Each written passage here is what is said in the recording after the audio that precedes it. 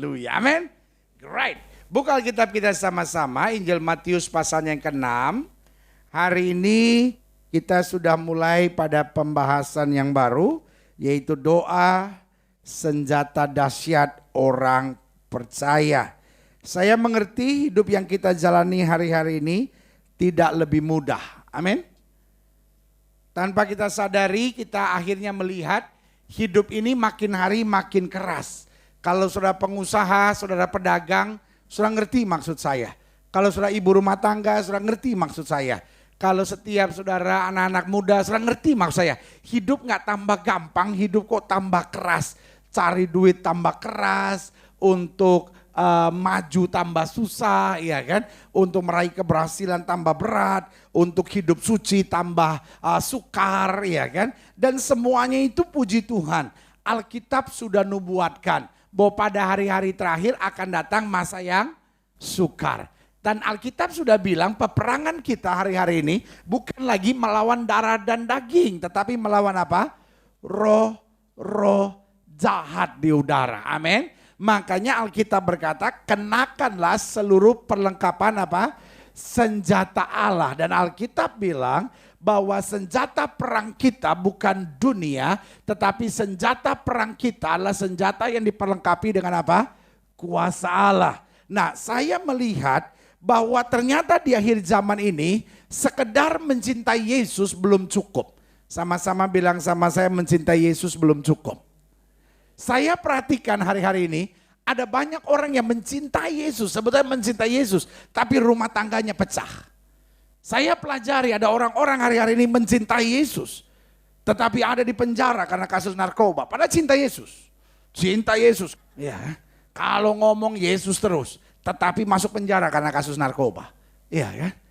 Orang nyebut cinta Yesus, kalung salibnya berliannya 12 karat. Iya kan? Tapi bini piaraan. Ada kan? Ada di sini bini piaraan yang cinta Yesus? Oh, tidak ada. Di sini bini piaraan yang memang gak cinta Yesus. Iya kan? Ada orang cinta-cinta Yesus. Oh, pelayanan aktif, saudara-saudara. Tapi tetap selingkuh. Dan sambil selingkuh berdoa terus. Bersama dengan selingkuhnya berdoa. Biar Tuhan luruskan jalan kami. Astaga. Malaikat bilang, gua tampol juga nih orang. Iya. Dan saya dan saya bilang, oh itu orang-orang munafik pendeta. Enggak juga. Kalau doa sampai nangis. Nangis. Tuhan. Nah, saya kemudian pelajari ternyata memang di akhir zaman sekedar cinta Yesus gak cukup. Tekanan dalam hidup ini sudah terlalu berat. Amin.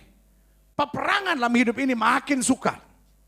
Tetapi saya pelajari dan ini yang membuat hati saya didorong oleh Roh Kudus untuk membahas 10-11 minggu ke depan ini. Saya mau bahas tentang doa adalah senjata orang percaya. Kenapa? Saya mau titip di tangan setiap jemaat sekalian senjata-senjata Allah ini.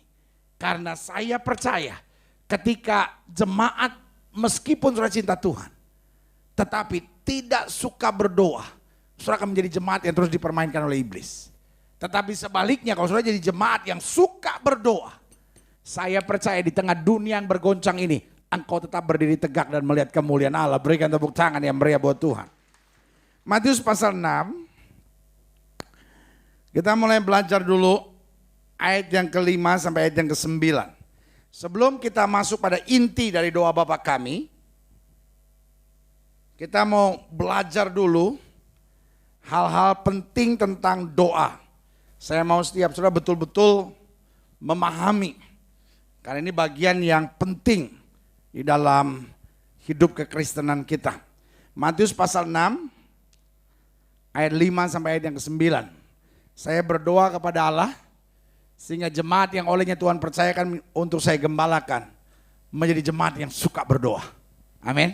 Bilang sama sebelah saudara, kita harus suka berdoa. Saya dorong setiap jemaat sekalian menjadi orang-orang yang suka berdoa. Karena saya percaya orang yang suka berdoa akan terus berjalan kemenangan. Amin. Karena prayer is our weapon. Amin. Matius pasal 6 ayat 5. Dan apabila apa? Kamu berdoa. Janganlah berdoa seperti orang munafik. Bilang sama sebelah saudara, jangan munafik.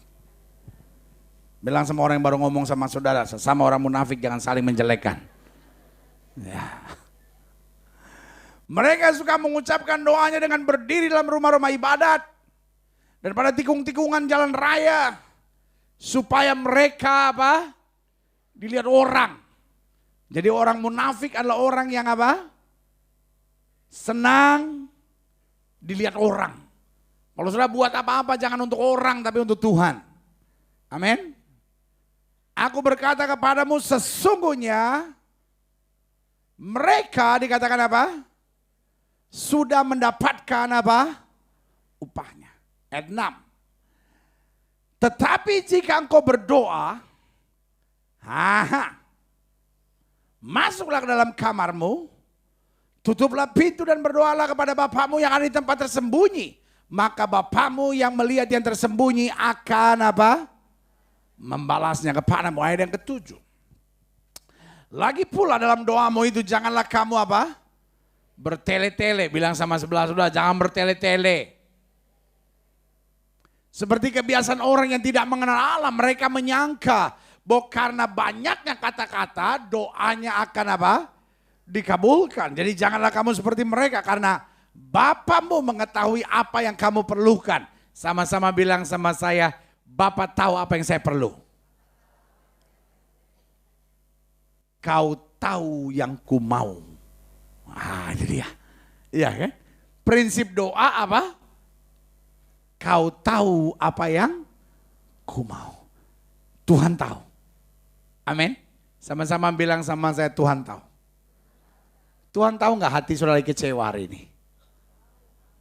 Tuhan tahu nggak ada utang yang belum terbayar hari ini? Tuhan tahu nggak bisnis saudara lagi goncang hari-hari ini? Tuhan tahu nggak saudara lagi khawatir karena anak saudara pacaran dengan orang yang tidak seiman? Tuhan tahu nggak saudara lagi sedih banget karena suami saudara mulutnya jahat banget? Tuhan tahu nggak saudara lagi kecewa sama istri saudara dan lagi ada punya perempuan lain? Ya tahu sih benar. Tapi jangan bongkar kartu orang dong di sini. Sama-sama bilang sama saya, Tuhan tahu. Kalau kita bisa kuat sampai hari ini karena kita tahu bahwa Tuhan tahu apa yang perlu kita tahu. Amin. Sama-sama bilang sama saya tahu bahwa Tuhan tahu. Amin. Janganlah kamu seperti mereka karena Bapamu mengetahui apa yang kamu perlukan sebelum kamu minta kepadanya. Karena itu, jika kamu berdoa, berdoalah demikian. Apa? Bapa kami yang di sorga, dikuduskanlah namamu. Ingat semua doa Bapa kami? Kita ulangin sekali lagi. 1, 2, 3. Bapa kami yang di sorga, dikuduskanlah namamu. Datanglah kerajaanmu. Jadilah kehendakmu di bumi seperti di sorga. Berikanlah kami pada hari ini makanan kami yang secukupnya. Dan ampunilah kami akan kesalahan kami. Seperti kami juga mengampuni orang yang bersalah kepada kami. Dan janganlah membawa kami ke dalam pencobaan. Tetapi lepaskanlah kami daripada yang jahat. Karena Engkaulah yang mempunyai kerajaan dan kuasa dan kemuliaan sampai selama-lamanya. Amin. Bagaimana kalau doa itu jadi doa Bapa kami dalam bahasa Betawi? Makanya Alkitab bahasa Batak ada, Alkitab bahasa Sunda ada, Alkitab bahasa Jawa ada, tetapi yang paling dekat dengan ibu kota justru nggak dibuat. Saya nggak tahu kenapa. Padahal kan Betawi itu sebuah bahasa juga kan. Cuman mungkin nggak enak kali kalau dibuat doa Bapa kami. Babe gue yang di atas sono. Namamu. Nama ente. Masa nama lu kan gak enak. Ente aja. Nama ente. Mantep nih be.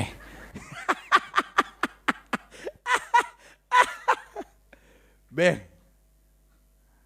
ente punya kerajaan, bawa no di mari. Biar yang ente pengen-pengen jadi semuanya. Yaelah. Be, sarapan aneh be, kasih deh yang lumayan. Ya kan? Kalau ada sale-sale be, maafin aneh be. Sama seperti aneh kan, maafin juga yang sale-sale sama aneh. Yaelah. Be, pokoknya yang punya semuanya ente deh be. Yaelah. Udahan dulu ya. Bye, yaelah bye terakhirnya, astaga. Aduh kacau deh tuh, bahasa Betawi dah ya kan. Tapi yang saya mau jelaskan buat saudara boleh menatap saya dan berkata, aduh pendeta saya lagi pusing nih pendeta sama anak saya. Jawaban saya sederhana, berdoa. Amin. Karena doa adalah senjata. Doa membawa kita pada hal-hal yang dahsyat dan luar biasa. Kasih tepuk tangan yang meriah buat Tuhan. Makanya dalam pendahuluan saya tekankan begini. Doa adalah kata yang sangat dimengerti oleh orang. Kalau saya bicara doa, tidak ada saudara satu pun yang terkejut dan bilang, hah? Apaan? Doa? Astaga. Saya belum pernah dengar tuh pendeta. Saya percaya kalau saya bicara doa, doa adalah kata yang sangat dimengerti orang. Baik orang rohani maupun orang kafir pasti mengerti apa itu doa. Sampai sini sudah ngerti mau saya. Karena doa bukanlah kata yang asing, apalagi buat orang Kristen, buat orang kafir, buat orang ateis. Tanya orang ateis dan bilang, kau tahu apa artinya doa? Dia nggak mungkin akan berkata doa, makanan dari apa itu? Walaupun kalau sudah bertanya, adakah kamu berdoa? Mungkin dia akan berkata tidak pernah. Tetapi doa bukan kata asing. Tetapi kalau kita bicara doa bukan pertanyaannya kamu tahu doa atau tidak. Tapi ada 3 pertanyaan penting yang harus kita tanyakan. Yang pertama, sudahkah kita mengerti tentang doa yang sebenarnya? Amin. Saya tahu pendeta doa itu adalah lipatlah tangan, tutuplah mata, kita berdoa kepada Tuhan. Amin. Kadang-kadang kita pikir kalau saya tutup mata, saya lipat tangan, saya berdoa, itulah doa. Tetapi Alkitab berkata kamu tidak dapat apa-apa karena kamu tidak berdoa, atau kamu berdoa juga tetapi kamu apa? Salah berdoa. Berarti dalam doa ada yang namanya salah berdoa. Sehingga kita berkata, pendeta saya udah berdoa, saya udah berdoa, saya udah berdoa. Tapi saya belum lihat mujizat. Saudaraku yang kasih dalam Tuhan, itu yang saya bilang, engkau berdoa tapi engkau apa? Salah berdoa. Selama beberapa minggu ke depan ini saya mau ajarkan saudara bukan hanya menjadi jemaat yang suka berdoa. Tapi menjadi jemaat yang benar dalam berdoa. Amin. Karena doa di satu sisi namanya adalah permohonan. Tetapi yang kedua, doa juga bernama peperangan. Dalam doa kita harus berperang, dalam doa kita harus berkata di dalam nama Yesus, setan yang mau menghambat berkat, setan yang mau mendatangkan keributan dalam rumah tangga, setan yang mau membuat kekacauan dalam usaha saya, setan yang membuat saya terus dalam kerugian, setan yang membuat hidup saya menderita, setan yang coba mau mengganggu rumah tangga saya tolak di dalam nama Yesus. Engkau keluar dari rumah saya. Amin. Dalam doa di samping kita bermohon kepada Tuhan, tapi dalam doa kita harus berperang karena roh yang di dalam kita lebih besar dari roh yang alam dunia ini. Kasih tepuk tangan yang meriah buat Tuhan. Yang kedua, sudahkah kita mengerti kuasa doa yang sebenarnya? Karena Alkitab berkata, orang yang bimbang jangan harap dapat apa-apa dari Tuhan. Haleluya. Sudahkah kita mengerti kuasa doa? Paulus bilang, aku tahu kepada siapa aku percaya, aku yakin dia berkuasa. Amin, amin. Iya kan? Kita harus mengerti kuasa doa karena orang yang bimbang jangan harap dapat apa-apa. Persoalannya seringkali kita berdoa sampai menangis di hadapan Tuhan. But deep down in our heart, di dalam hati kita yang terdalam tetap ada keraguan, tetap ada kebimbangan. Itu yang blok, itu yang menghambat berkat Tuhan yang harus tercurah dalam hidup kita. Sampai sini sudah ngerti mau saya? Ngerti nggak? Kalau ngerti amin kek? Manggut kek? Lo ngerti itu?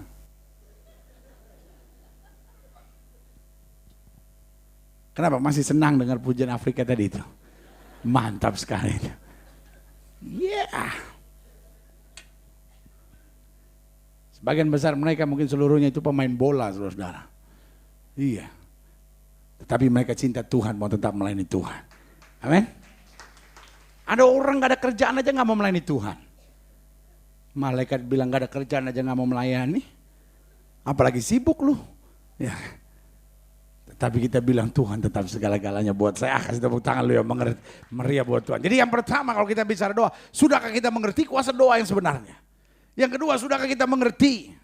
Ya kan? Kuasa doa itu. Dan yang ketiga, kalau kita bicara tentang doa, maka pertanyaan kita selanjutnya. Sudahkah kita berdoa? Amin. Sudahkah kita apa? Berdoa. Jadi pertanyaan pertama kita, sudahkah kita mengerti tentang doa yang sebenarnya? Yang kedua pertanyaan kita, sudahkah kita mengerti kuasa doa? Dan yang ketiga, sudahkah kita berdoa? Tanya sama sebelah saudara, udah doa belum lu?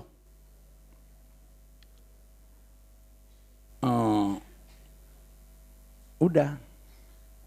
Kalau mau makan, Tuhan, kau sibuk, aku sibuk. Kita memang jarang bertemu. Tapi ada makanan di sini. Berkati. Jangan sampai cacingan dan jangan sampai mencret-mencret. Amin. Doa bukan cuma sekedar kalau kita kepepet. Doa bukan cuma memaksa Tuhan untuk mengerjakan yang saya mau. Tapi doa saya mengerti apa yang Tuhan mau.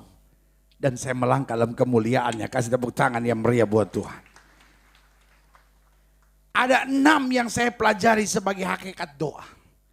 Kalau kita bicara doa, kenapa kita perlu berdoa? Apa manfaat doa? Apa kuasa doa? Apa itu doa sebenarnya? Saya pelajari 6 hal penting. Yang pertama, doa adalah pintu. Prayer is a door.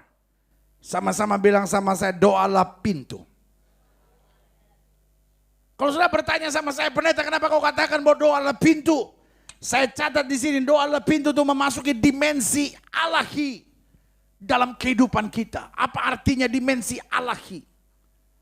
Artinya dari kehidupan yang duniawi, dari kehidupan yang terbatas, dari kehidupan yang biasa-biasa, untuk masuk dalam kehidupan yang luar biasa di dalam Tuhan.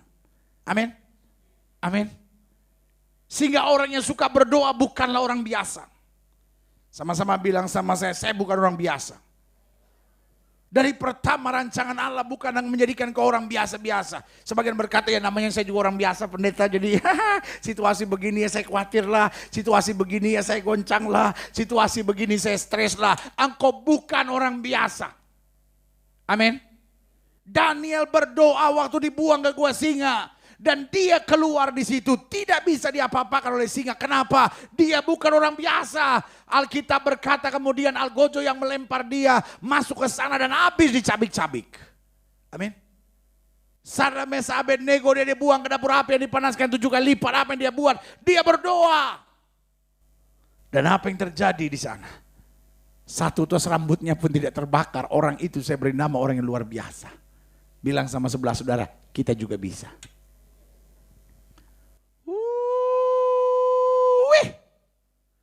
Amin. Sama-sama bilang sama saya juga bisa. Saya bisa mengalami pengalaman-pengalaman yang luar biasa itu. Alkitab berkata, Elia manusia biasa sama seperti kita. Tetapi, sama-sama bilang sama saya tetapi. Kadangkala saya senang kata tetapi itu. Amin. Sama-sama bilang sama saya tetapi. Orang boleh memfitnah saya, tetapi Tuhan bela saya. Amin. Dokter boleh bilang penyakit saya tidak bisa disembuhkan, tetapi buat Tuhan saya tidak ada perkara yang mustahil. Amin. Utang saya boleh banyak, Dan rasanya secara manusia biasa pendeta, saya tidak bisa bayar. Tetapi saya punya Allah yang hidup yang tidak pernah mengecewakan. Kasih tepuk tangan yang meriah buat Tuhan. Pak.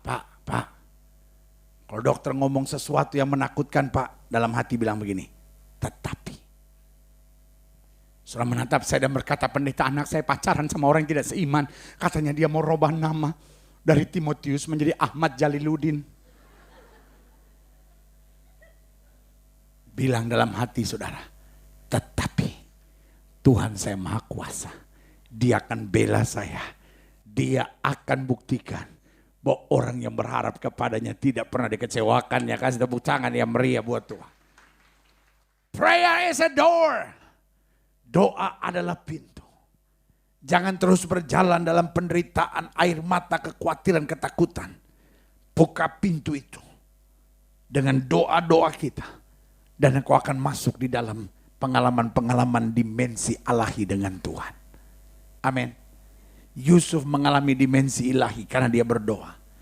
Daud mengalami dimensi ilahi sehingga dia berdiri di depan Goliat dan dia kalahkan Goliat. Goliat, apa yang ada di depanmu yang menakutkan bagimu? Masuk dalam doa, engkau buka pintumu, berjalan di dalam kemuliaan dan kehendak yang sempurna. Haleluya. Amin. Amin. Kasih tepuk tangan dulu yang meriah buat Tuhan. Haleluya. Yang kedua, apa itu doa? Yang kedua, saya beri nama doa adalah tangga yang membuat kehidupan kita naik. Dari kehidupan yang biasa-biasa menjadi kehidupan yang luar biasa. Sama-sama bilang sama saya naik. Sama-sama bilang sama saya naik. Orang yang berdoa adalah orang yang naik. Siapa yang setuju sama saya? Amin. Orang yang berdoa adalah orang yang naik.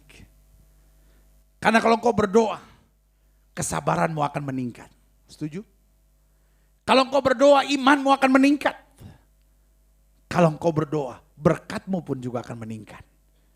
Kalau engkau berdoa, sukacitamu pasti akan meningkat. Kalau orang berdoa dan tambah sedih, aduh pendeta, setelah saya berdoa, saya jadi tambah lemas. Lu bukan berdoa lu, stres lu.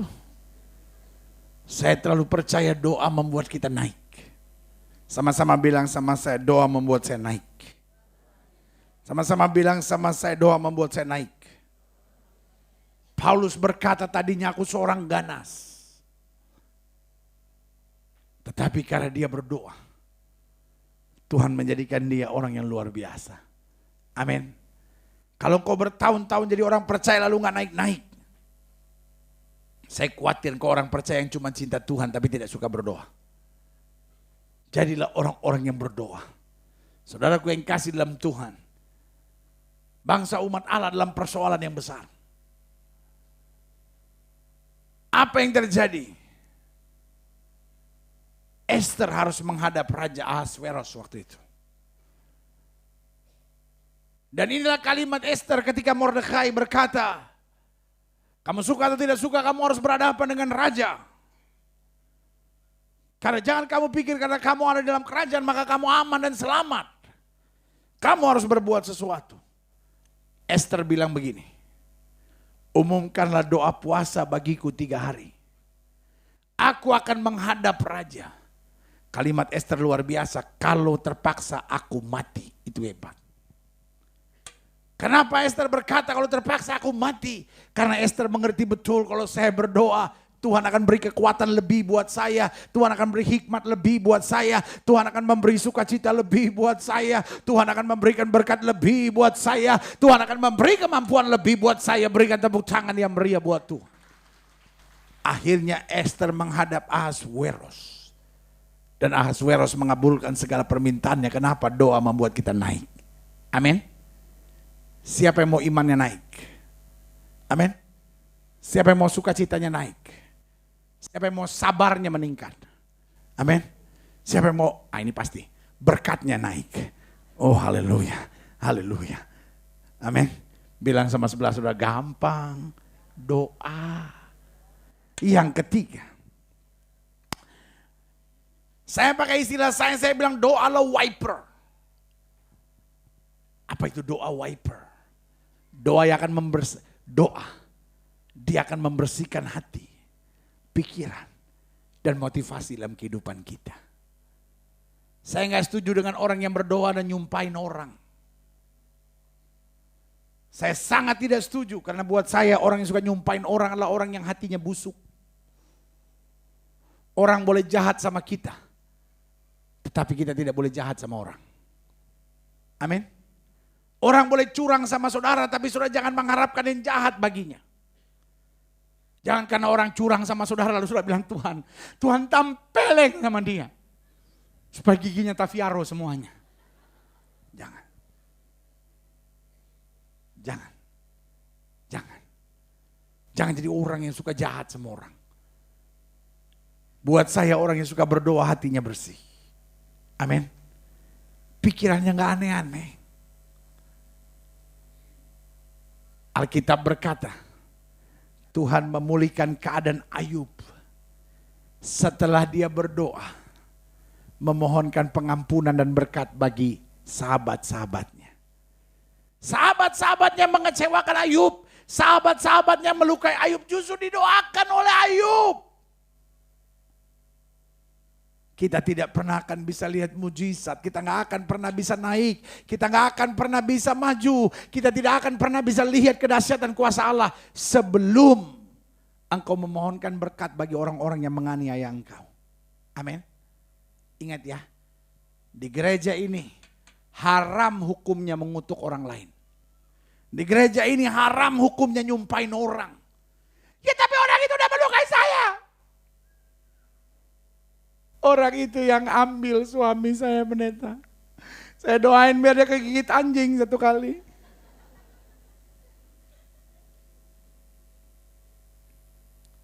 Orang boleh berlaku sejahat apapun pada kita. Sebagai hamba Allah saya mau bilang hatimu harus tetap bersih. Orang yang suka berdoa adalah orang yang hatinya bersih. Jangan pernah dalam doamu engkau minta yang jahat buat orang lain. Mertua saya, Tuhan, mulutnya jahat. Kasih kanker mulut. Biar dia berhenti ngomong.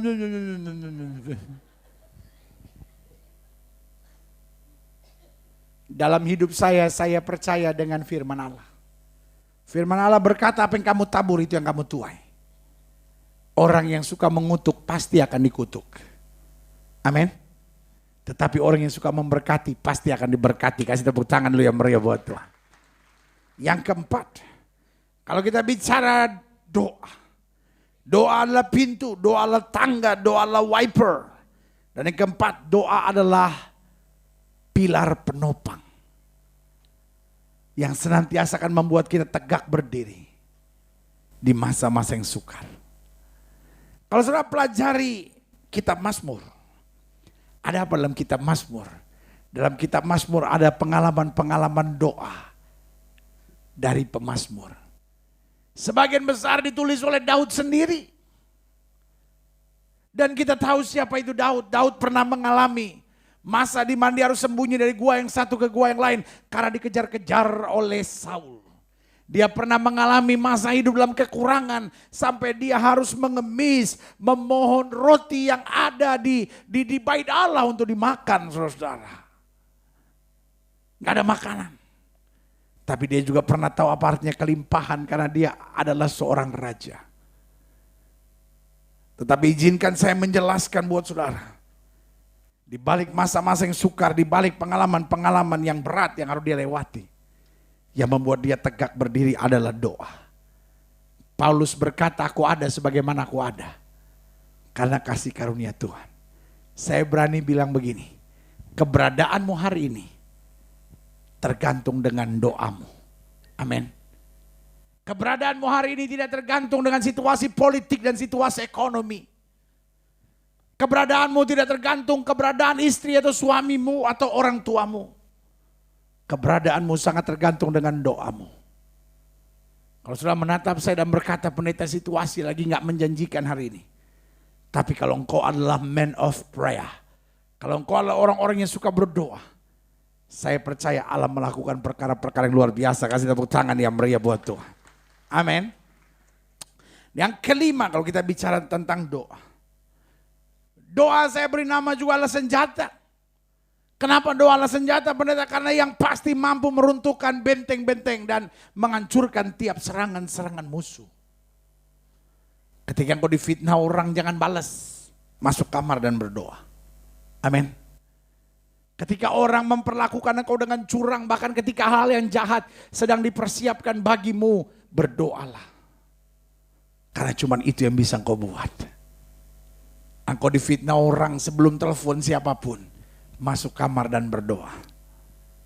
Engkau menghadapi kenyataan laporan dari anak buahmu, keadaan semuanya serba tidak meyakinkan, masuk kamar dan berdoa. Berdoa yang pertama memohon belas kasihan Allah. Dan berdoa yang kedua adalah lawan setiap segala hal-hal yang negatif dalam hidup ini. Kalau suamimu sudah dengar punya perempuan lain, berdoalah dan bilang di dalam nama Yesus, Tuhan tolong saya. Tuhan pulihkan rumah tangga kami. Jamah suami saya. Buat hatinya kembali ingat istri dan anak-anaknya. Tetapi setelah itu engkau juga harus berdoa dan berkata di dalam nama Yesus, roh yang membuat suami saya tertarik sama perempuan lain, aku patahkan dalam nama Yesus.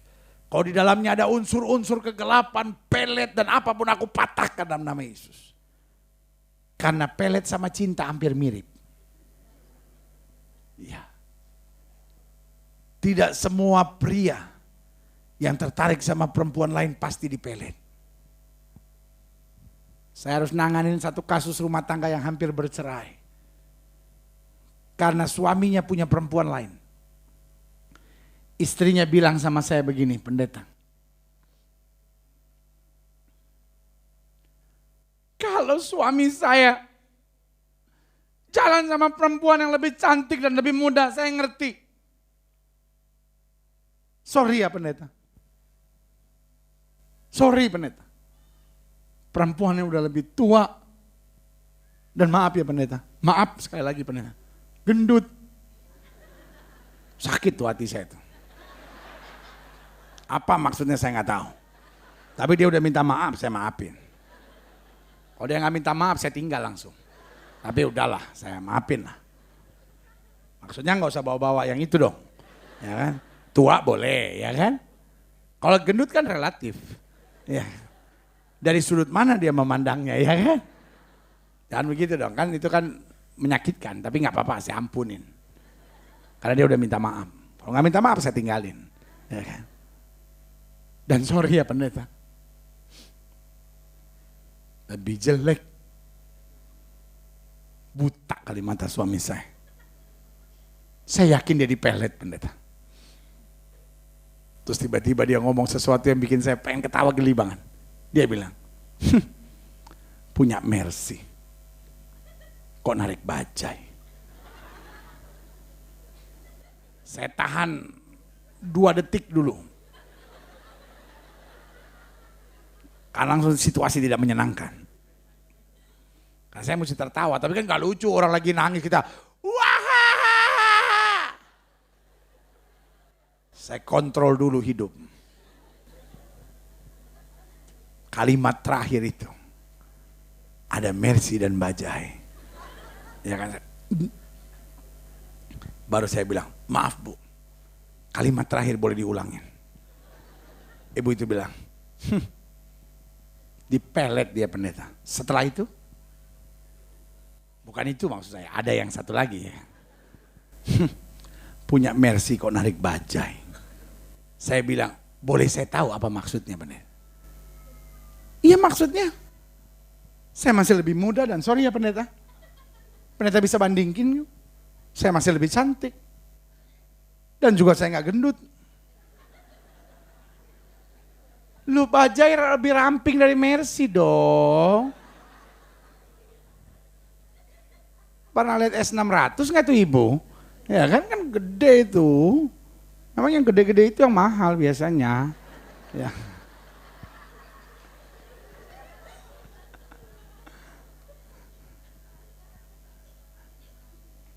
Kalimat ibu itu saya renungkan. Punya mercy. Kok narik bajai? Jangan-jangan benar bapak ini dipelet. Saya dapat kesempatan untuk ngobrol sama suami. Suaminya ceritain segala sesuatunya. Aduh, segala macam dia ceritain sama saya. Dan kesimpulan saya, tidak ada urusan pelet. Suaminya memang udah gak tahan. Dan ada kalimat yang sama yang saya bisa ambil kesimpulan. Dia bilang, pendeta, mulut istri saya sama seperti knalpot bajai. Sekarang saya baru tahu yang mana bajai, yang mana Mercy. Saudara, kalau di depan rumah, ya, belum ngelihat udah kedengaran bunyi, bajai mau lewat. Bajai itu 2 kilometer dari rumah kita lewat, udah bunyi. Saya ingat waktu saya pertama kali bangun studio untuk program saya di RCTI, saya bikinnya di Petamburan. Di Seminari Battle situ, di KS Tubuh nomor 253, Petamburan 4 nomor 5. Itu di lantai 2. Nah, di jalan KS Tubuh itu banyak bajai lewat. Itu kalau bajai 2 kilometer mau lewat. Sementara saya khotbah saya udah denger, padahal itu studio kedap suara. Tapi bajai lewat kedengeran. Jadi kalau saya dengar dari jauh udah, oh saya khotbah keras-keras. Jadi kalau saudara yang pernah dulu nonton RCTI, tiba-tiba saya khotbah, saudara-saudara mau dialah Allah luar biasa. Ah, itu artinya bajai lewat. Jangan cerita sama orang, ini rahasia baru saya bongkar sekarang. Kan saya udah jadi gembala, di antara kita tidak boleh ada rahasia lagi kan, ya kan? Jadi saya jelasin nih, sebetulnya itu trik saya begitu. Karena bajai itu mau 2 kilometer lewat udah bunyi. Ya. Tetapi Mercy itu lewat depan rumah. Kalau kita nggak lihat nggak kedengeran. Mercy kan bunyi mesinnya gini.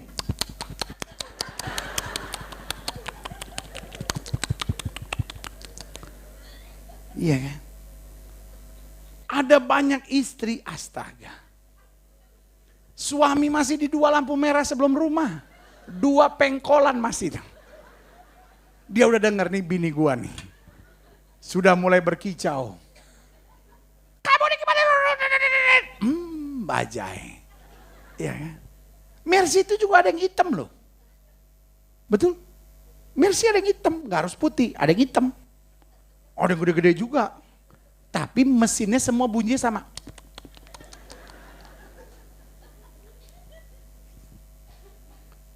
Bu, engkau boleh secantik apapun bu. Sampai orang berkata, ini ibu itu kulitnya halus sekali. Bayangkan dia kalau minum kelapa muda kelihatan di sini. Itu kelapa muda bu. Apalagi cendol dan tape hitam. Ada orang memang kalau jatuh cinta pujiannya gak karu-karuan. Ada bapak-bapak yang mencatat, saya gak tahu apa yang dia catat. Mulai mencurigakan saya ini. Jangan-jangan teman selingkuhnya mulai besok dia puji kalimat ini nih. Aduh anak muda dia jatuh cinta, aduh minta ampun. Memang orang kalau jatuh cinta pujiannya enggak deh. Pendeta, aduh saya bingung, orang tua saya gak setuju sama cewek saya pendeta. Padahal dia cantik sekali pendeta. Pendeta tahu kulitnya begitu putih halus pendeta. Itu kalau dia minum kelapa muda pendeta. Pas lewat di leher kelihatan di sini nih. Wis. Saya bilang bahaya juga nih tembus pandang. Udah gitu dia bilang lagi sama saya, itu baru kelapa muda yang sama-sama putih pendeta. Apalagi cendol sama tape hitam pendeta. Kelihatan sekali di sini. Saya bilang hati-hati kalau cendol sama tape hitam, bukan tape hitam yang kelihatan, borok.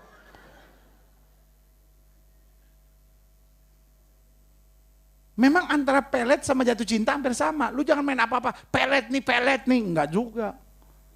Memang orang udah jatuh cinta, orang sampai bilang kalau jatuh cinta sedang datang, sendal jepit rasa stik. Coba aja lu gigit sendal jepit. Kalau nggak gigi lu rontok. Tapi itu yang saya bilang. Doalah senjata. Setelah menghadapi musuh, menyerang sudah dari pihak manapun. Jangan bilang sama saya pendeta. Tapi saya berurusan sama anaknya Kapolri nih pendeta. Saya urusan sama anaknya jenderal nih pendeta.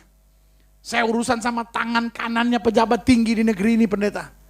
Tetapi waktu saya berdoa, saya datang kepada penguasa langit dan bumi, Yesus Kristus Tuhan, haleluya. Dan yang keenam, jadi ingat ya, doa adalah pintu, doa adalah tangga, doa adalah wiper, doa adalah pilar penopang, doa adalah senjata, dan doa adalah sumber sukacita. Kenapa doa adalah sumber sukacita? Karena memberikan kepastian, penghiburan, dan jalan keluar. Orang-orang yang berdoa adalah orang-orang yang punya kepastian. Orang-orang yang berdoa adalah orang-orang yang terhibur. Karena selalu saya bilang, kapan saudara tahu doa saudara benar atau tidak? Ketika selesai berdoa, saudara rasa kuat, berarti doa saudara benar. Kalau setelah saudara berdoa, saudara rasa sukacita, berarti doa saudara benar. Tapi kalau selesai saudara berdoa masih stres, berdoa lagi. Berarti belum benar doa saudara. Kalau setelah saudara berdoa, malah pikiran saudara, gue tempeleng tuh orang. Kalau perlu gue bayar orang, gue suruh bunuh dia. Berarti doa saudara masih belum betul. Kalau setelah berdoa saudara pikir, biar Tuhan balas dia. Tabrakan, kakinya kelindes. Bukan kelindes motor atau kelindes mobil. Kelindes mesin giling. Lu jahat lu. Kalau kaki orang kelindes mesin giling. Lu pikir itu film kartun. Kalau Tom and Jerry boleh kelindes mesin giling. Makanya saya sekarang ini paling senang nonton film kartun lah. Sinetron sekarang gak ada yang bener. Berita gak ada yang beres. Apa juga sekarang. Kalau gak setan, perjinahan, pasti hal-hal yang menakutkan. Berita sekarang, aduh. Saya denger radio, mau denger jalanan. Mayat lah mengapung. Orang lah gantung diri. Suami lah dipotong-potong sama istrinya. Kita mau denger jalan malah stres seharian.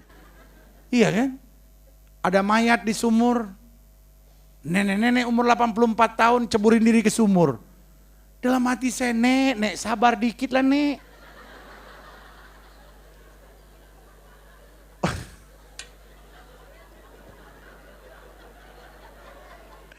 Ngapain tuh nenek bunuh diri? Baterai juga udah soak. Tinggal nunggu seputaran, 2 putaran lagi juga selesai lah. Nggak sabar banget. Nambah-nambahin dosa aja tuh nenek. Semua di sini ya, di gereja ini denger ya. Saya punya penjelasan sederhana tentang bunuh diri. Bunuh diri adalah jalan tol menuju neraka. Bunuh diri bukanlah jalan keluar. Nggak usah bunuh diri. Pasti kita mati juga. Ya. Saya dengar, nenek umur 84 tahun, bunuh diri nyebur ke sumur. Kalaupun pengen bunuh diri gak usah sampai begitu dong. Nenek umur 84 tahun, minum Coca-Cola 2 botol juga kena. Nenek. Kalau gak doyan Coca-Cola udah deh, sate kambing lah. Nenek kena sate kambing.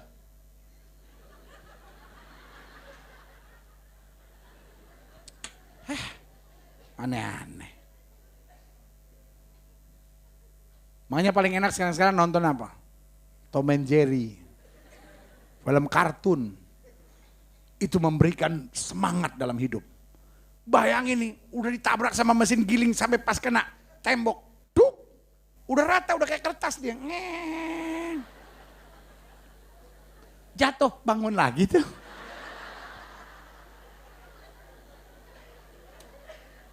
Kita gini, wah mati nih. Ini serialnya abis nih. Kalau sinetron kalau udah ketabrakan gitu mati pasti. Besok udah gak ada lagi dia tuh tokoh itu, udah ganti tuh. Kalau Tom and Jerry keluar lagi. Set, jalan lagi tuh. Ngejar lagi tuh. Iya kan? Makanya hari ini saya mau bilang deh saudara. Setelah kita berdoa, kalau saudara pengen tahu doa saya benar atau enggak. Setelah kita berdoa ada sukacita enggak? Setelah kita berdoa ada semangat enggak? Setelah kita berdoa ada keyakinan enggak?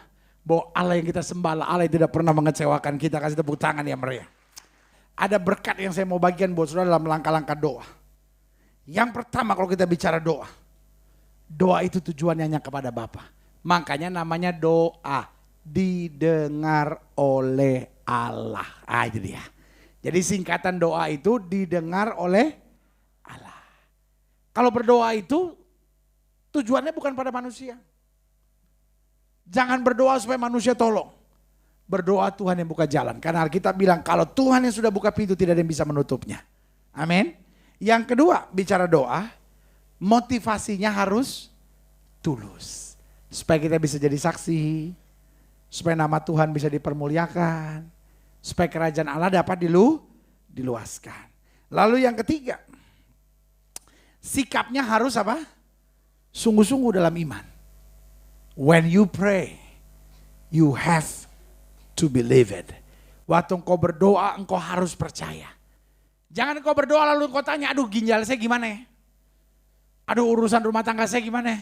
Aduh suami saya gimana ya? Waktu sudah berdoa, imanilah. Saya nggak perlu tahu bagaimana Tuhan menolong saya. Tapi saya tahu dia pasti menyelesaikan tepat pada waktunya. Kasih tepuk tangan yang meriah. Yang keempat, hidupnya harus dalam kekudusan. Dan siap melakukan firman Tuhan. Ingat Yosua bilang apa? Kuduskan dirimu hari ini. Maka besok Tuhan akan melakukan perkara-perkara yang besar. Artinya ada banyak orang doanya belum dijawab. Kenapa? Hidupnya tidak kudus. Hidupnya tidak bersih. Hatinya masih penuh dengan hal-hal yang jahat. Tetapi kalau hidup kita kudus dan kita bilang Tuhan saya siap melakukan firman Tuhan. Silakan kagum melihat bagaimana Tuhan mulai buka jalan dalam hidup saudara. Amin. Dan yang kelima langkah doa, caranya adalah kita harus berserah penuh pada Allah. Biar bukan kehendakku yang jadi, tapi kehendak mulai yang terjadi. Amin. Makanya sebagai penutup saya tekankan begini. Biarlah setiap kita bukan hanya menjadi man of God, menjadi orang-orangnya Tuhan. Tetapi juga menjadi man of prayer, menjadi orang-orang yang suka berdoa. Sehingga kita selalu dapat hidup dalam kemenangan dan kemuliaannya. Karena orang yang mau hidup dalam kemenangan dan kemuliaannya, dia harus menjadi orang yang suka berdoa. Kita bangkit berdiri. Haleluya. Haleluya. Anakmu sakitkah? Berdoa. Rumah tanggamu dalam ancamankah? Berdoa. Pekerjaanmu dalam tekanankah? Berdoa. Mama dan papamu berceraikah? Berdoa. Suamimu terlibat dalam perselingkuhankah? Berdoa. Doa. Doa. Doa. Akan menuntun kita pada kemuliaan kuasanya. Haleluya.